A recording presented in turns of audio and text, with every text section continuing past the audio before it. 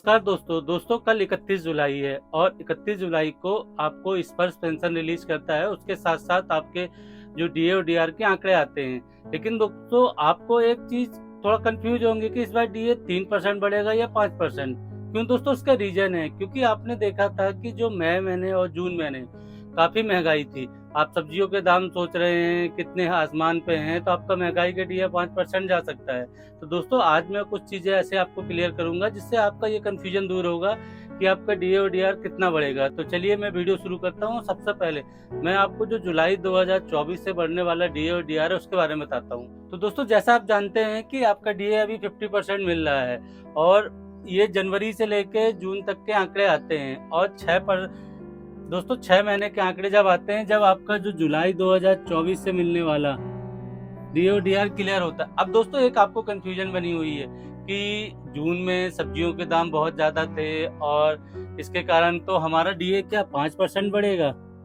तो दोस्तों ऐसा नहीं है। आप देखिए क्या है, सब्जियों के दाम हैं, जो DO DR labour bureau Shimla के आंकड़े आते हैं वो पूरे स्टेटों के सभी शहरों के लेके आते हैं और इनकी ऐसी संरचना की हुई सरकार के द्वारा कि अब आपको तो लग रहा है बहुत महंगाई ज्यादा, लेकिन सरकार को नहीं लग रहा है। सरकार जो आंकड़े रिलीज कर रही है वो तो उसी के अनुसार रिलीज कर रही है। अब आपको कितना भी महंगा सामान मिले, आपके शहर में टमाटर 100 रुपए किलो मिले या प्याज या आलू मिले, लेकिन उससे तो कोई फर्क नहीं पड़ रहा है। आप ये देखिए कि जो मंथली वाइज आंकड़े हैं, अभी आप ये जानते हैं कि 52% आपका डीए पहुंचा है, जो 7CPC की रिकमेंडेशन के अनुसार था कि आई अगर सेम भी रहता है या दोस्तों इसमें 1.3% की बढ़ावत आती है दोस्तों, तो ये 53 पॉइंट ही कुछ जाएगा। तो ये आप मान के चलिए कि आपका जो डीए और डीआर जुलाई 2024 से बढ़ना है वो 3% ही बढ़ेगा, ना कि 5% बढ़ेगा। हाँ, जो आंकड़े आ रहे हैं। अब दोस्तों इतना भी तो आंकड़े उछाल नहीं आ जाएंगे कि आपका जो डीए डीआर, अगर आपको 5% डीए डीआर चाहिए तो इसमें 3% की बढ़ोतरी चाहिए, जब जाके आपका ये 55 पहुंचेगा, जब जाके आपको 5% मिल सकता है। तो दोस्तों एक्सपेक्ट देन यही है कि जो आंकड़े आ रहे हैं उसके अनुसार आपका 3% ही बढ़ेगा। अब चलिए दोस्तों मैं आपको स्पर्श पेंशन के बारे में बताता हूँ जो कल रिलीज होगी। हाँ, उसमें कुछ कंफ्यूजन रहती है कि हमारी नहीं आई है या किसी की पहले आ गई है, तो चलिए मैं उसके बारे में बताता हूँ। दोस्तों जैसा आप जानते हैं कि कल 31 जुलाई है और 31 जुलाई यानी लास्ट वर्किंग डे। तो लास्ट वर्किंग डे जो होता है, आप ये हमेशा याद रखिए, लास्ट वर्किंग डे, हाँ ये 31 जुलाई भी हो सकता है, 30 भी हो सकता है, हर महीने का चेंज होता रहता है। आपने अप्रैल में देखा था तो अप्रैल में 28 को ही आपकी पेंशन आ गई थी। तो कुछ चीजें याद रखिए, एक चीज कंफर्म रखिए कि आपकी इस पर जो पेंशन रिलीज करेगा वो लास्ट वर्किंग डे में ही करेगा।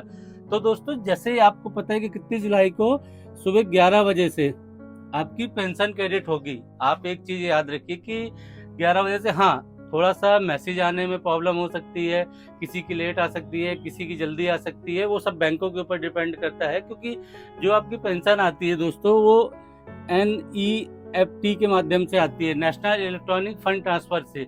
इसमें 4 से 5 घंटे लगते हैं दोस्तों, एक बैचेस के द्वारा पेंशन रिलीज की जाती है।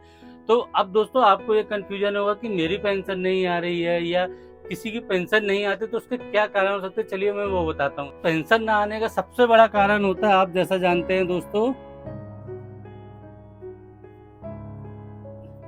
Life certificate. दोस्तों अभी तक आपको पता था कि जून तक सरकार ने पेंशन को वो रोक के रखा था कि अगर आपने लाइफ सर्टिफिकेट जमा नहीं किया तो आपकी पेंशन नहीं बंद होगी। हाँ, अगर आपने लाइफ सर्टिफिकेट, देखिए मेरा भी जून में ही था, आप मेरा स्क्रीनशॉट देख सकते हैं, मेरा भी 30 जून को ही था कि 30 जून में ही था, तो मैंने 30 जून को ही जमा किया लाइफ सर्टिफिकेट। तो ऐसा मत सोचिए कि आपका नवंबर में आएगा। स्पर्श में आप अपना आइडेंटिफिकेशन चेक कीजिए, स्टार्टिंग में ही आपको दिख जाएगा जिस महीने आपका आइडेंटिफिकेशन है। अब ये नवंबर का वेट मत कीजिए, जिसका जब होगा। अगर आपका लाइफ सर्टिफिकेट जमा नहीं है तो आपकी पेंशन नहीं आएगी, ये एक चीज क्लियर मान के चलिए, क्योंकि पेंशन ना आने का कारण सिर्फ लाइफ सर्टिफिकेट ही होता है दोस्तों। अब दोस्तों कुछ कंफ्यूजन है व्यूअर को कि हमारे जो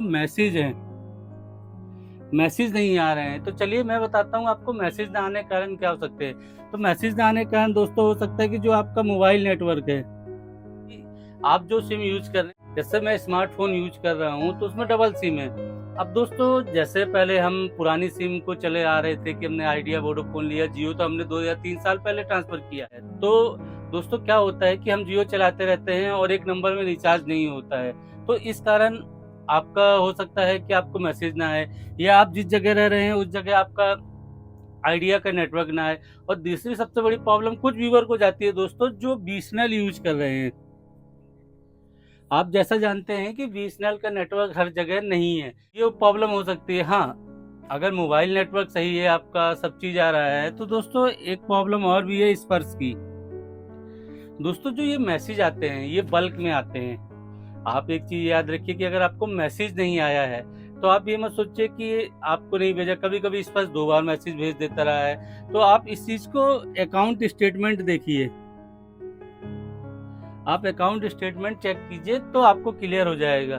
तो दोस्तों निश्चिंत रहिए, जैसे ही कल अकाउंट में आपकी पेंशन क्रेडिट हो जाएगी, और दूसरी चीज शाम तक वीडियो सिम लेके आंकड़े आ जाएंगे। जैसे ही आंकड़े आते हैं मैं आपको आपका वीडियो बना के डीओ डीआर का कंफर्म कर दूंगा। हाँ, आपको अभी भी कुछ कंफ्यूजन है तो आप वीडियो के नीचे कमेंट्स कीजिए, मैं रिप्लाई देने की कोशिश करूंगा। मिलते हैं एक नई वीडियो में। नमस्कार दोस्तों।